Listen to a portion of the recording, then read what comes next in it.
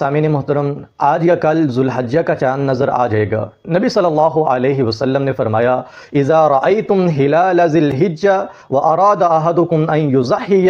فلیمسک عن شعرہ واظفارہ، کہ جب تمہارا ارادہ قربانی کرنے کا ہو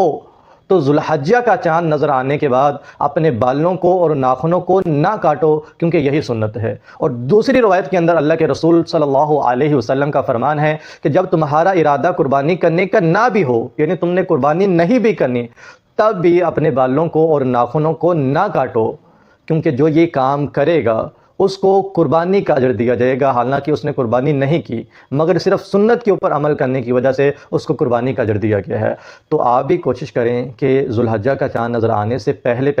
آپ اپنے بالوں کو اور ناخنوں کو کاٹ لیں۔ جب چاند نظر آ جائے تب آپ سنت کے اوپر عمل کرتے ہوئے ان 10 دنوں کے اندر بالوں کو اور ناخنوں کو نہ کاٹیں، آپ کو قربانی کا اجر مل جائے گا، چاہے آپ نے قربانی کرنی ہو یا نہ کرنی ہو۔